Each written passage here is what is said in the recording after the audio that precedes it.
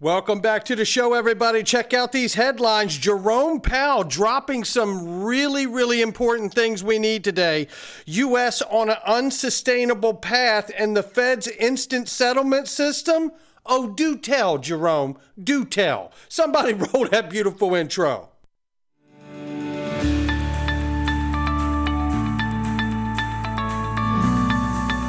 Digital Perspectives with Brad Kimes. Come on in.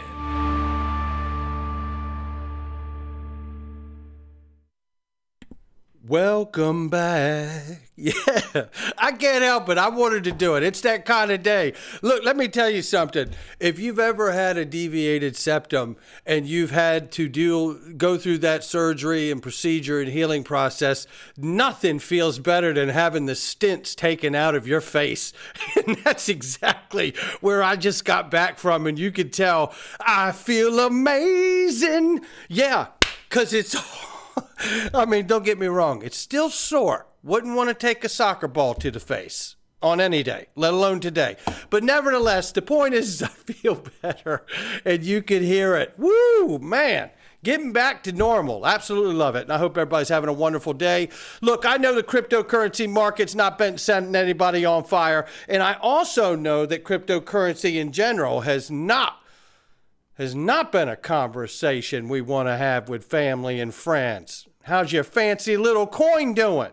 Well, right now, $1.73 trillion market cap for crypto. It's off by 0.3%. It's off a whole lot more than that. We were plus $3 trillion at one point. 43,100 for Bitcoin, 2,300 for Ethereum, Tether market cap 96.5 billion plus, and 50 cents for XRP. We're off 4% on the 7-day. The range of prices between 49 cents and 51 cents. We'll keep an eye on it. Miles Franklin, Precious Metals Investments, ladies and gentlemen. Now, you're about to hear Jerome Powell from the Federal Reserve say that they are on an unsustainable path. I think it's time to get some gold. More gold at my house, gold and silver. And if you want it, whether it's bars of gold or coins or whatever you want, they have it here. Look, info@milesfranklin.com. But the most important thing you need to do in the subject box is put dig gold. Make sure you get the best prices and service. Put dig gold in the subject box. info@milesfranklin.com. Solana network goes down. Uh-oh. Wait, all the VCs, all the venture capitalists holding big bags of it said it was going to be great. Now, was that because they believed the network will be great? Or just because it's the next targeted pump and dump for VCs? I'll let them answer. Apparently, Solana network is experiencing performance degradation, forgot a syllable there, Bradley. Performance degradation, which makes it sound worse. The extra syllable. Now it feels like it's even more of a problem. We had to throw another syllable in there. Make it official. Look, here's the funny thing. This is not the first time Solana has gone down. This is a problem, ladies and gentlemen. And so is this. Powell just gave us the best advertisement for Bitcoin. The national debt worries him greatly because it's borrowing from future generations. Another economic hangover after the pandemic is a sharp increase in the national debt. 30 years from now, it is projected to be $144 trillion, or $1 million per household. How do you assess the national debt? We mostly try very hard not to comment on fiscal policy and instruct Congress on how to do their job when actually they have oversight over us. But is the national debt a danger to the economy, in your view? In the long run, the U.S. is on an unsustainable fiscal path. The U.S. federal government's on an unsustainable fiscal path, and that just means that the debt is growing faster than the economy. I have the sense this worries you very much.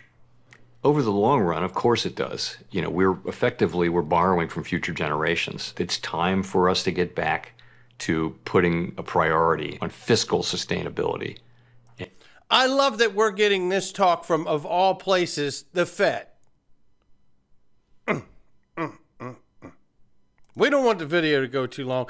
Baghdad World Gold Council revealed on Saturday that Iraq, Libya, and Qatar are among the top 10 largest Arab countries to buy gold in 2023. Stacking my pennies next to their dollars, ladies and gentlemen, not financial advice. Info at Miles Franklin. Put dig gold in the subject box. Because the problem is even bigger. And to put more fine a point on it, the FX swap debt is an $80 trillion blind spot, says the BIS. $80 trillion blind spot. Who in the hell tried to sell that line? Boy, if I got $5 missing, I won't know where it is. You trying to tell me we got an $80 trillion blind spot? Well, I want to meet the salesman who said they could pitch that one. $80 trillion of hidden off-balance sheet dollar debt in FX swap. Hidden. You just got $80 trillion hidden off a balance sheet? This would be a lot funnier if it wasn't true. A lot funnier if it wasn't true. I want you to listen to this gentleman right here from Doman Capital talking with Daniela Cambone, who is at ITM Trading right now. Shout out to her and Lynette and the entire team there. Says, we have a stark warning about a potential gigantic systemic meltdown. Now, we just heard Jerome Powell saying we're borrowing from generations ahead. Right? Well, listen very quickly. 1 year ago in March, it was rescued by several other banks. Now they want their money back that they put into the bank. Okay, so what happened to that stock yesterday? Down 38% in 1 day. Today, all the regional bank stocks were tumbling 5, 6, 7%. So this is what happens.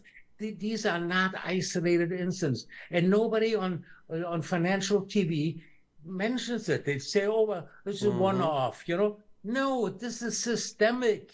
We are seeing a gigantic systemic meltdown starting.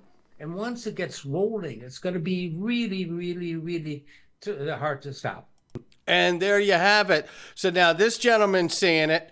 And again, the U.S. is on an unsustainable fiscal path. The U.S. federal government's on an unsustainable fiscal path. And that just means that the debt is growing faster than the economy. I have the sense this worries you very much. Yeah, no kidding. And then let's talk about this. With all of that in front of us, something will have to be done. BIS says an $80 trillion blind spot of debt swaps held off balance sheets.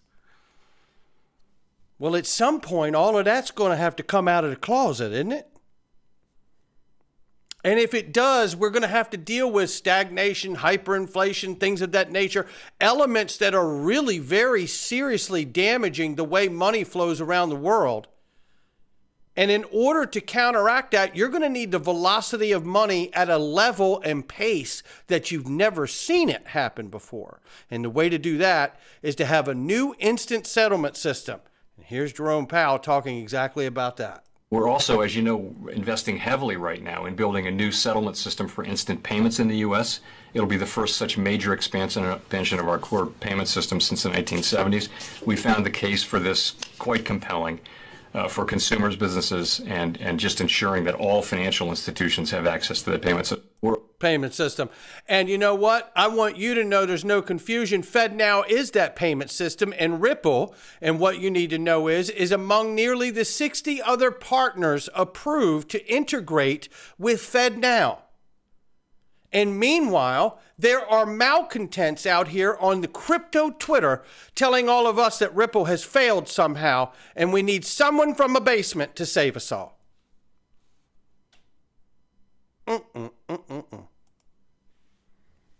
Let's take a listen to this. So my key takeaway is, tokenization will only... By the way, Marcus Infanger from Ripple.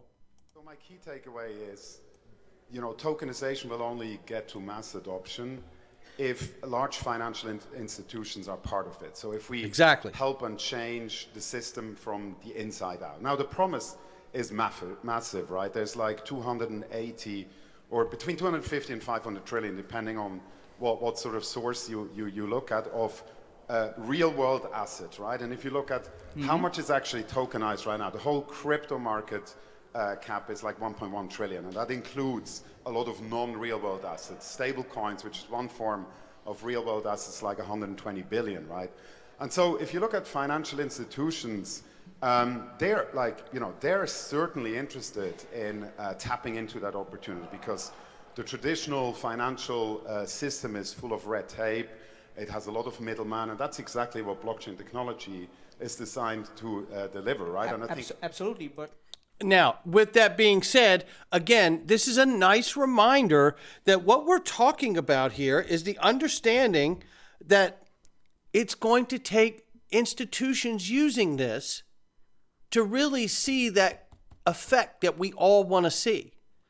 And the thing that's keeping us from that is the same thing it's been for over 4 years, which is clarity and legislation. Listen to this right quick, because, this is a very quick clip about automated market makers from David Schwartz. And shout out to David, who will be at XRP Las Vegas. You're going to want to make the investment. Don't look at getting the ticket as a cost that you won't get back. David Schwartz is going to be on stage talking about automated market makers and other things that are important to the XRP Ledger ecosystem. And let me tell you, you're going to want to know about it and make that investment for that ticket. That ticket is now an investment. It's not just some lost cost you're never going to get back. You're going to come and you're going to be in around the most people with the most information that know exactly what you need to know about a new feature to the XRP Ledger that may put you in a position that you never have to sell your XRP again. Everyone hearing my voice, if you hold XRP, should be at this conference. Not because I'm putting it on, because I know that that's the truth. These conferences are for all of us. And it is very important to make them meaningful. The policy discussions that are going to happen with the Chamber of Digital Commerce there, Cody Carbone, Perry Ann Boring, John Deaton, James Murphy, Jeremy Hogan. These conversations that are going to happen on the day, they matter.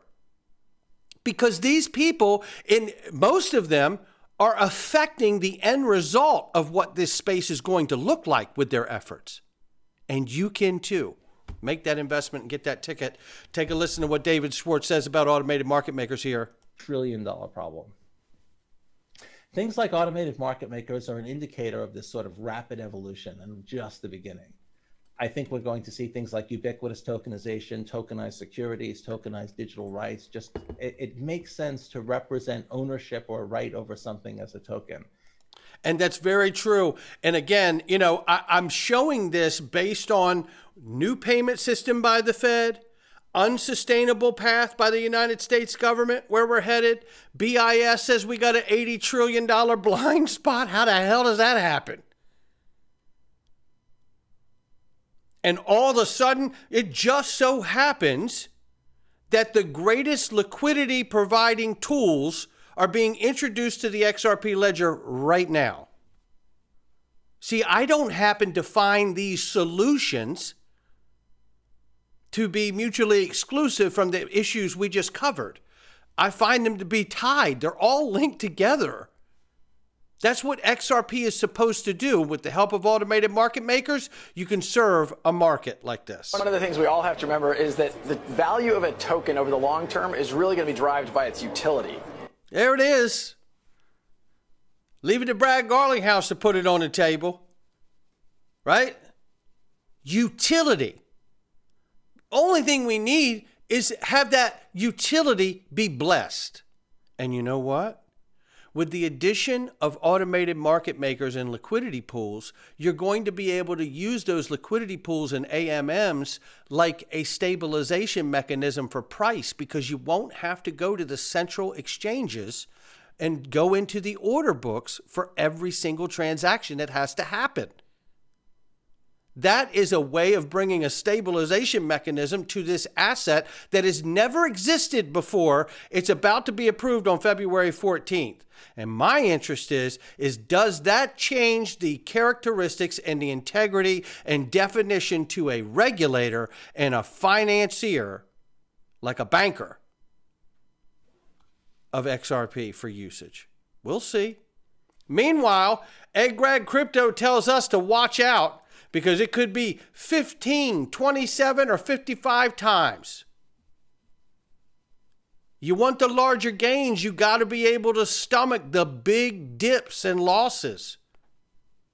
Some folks are panicking, but we could see it dip down to between 41 and 35 cents before it goes to the places that we all know it should go.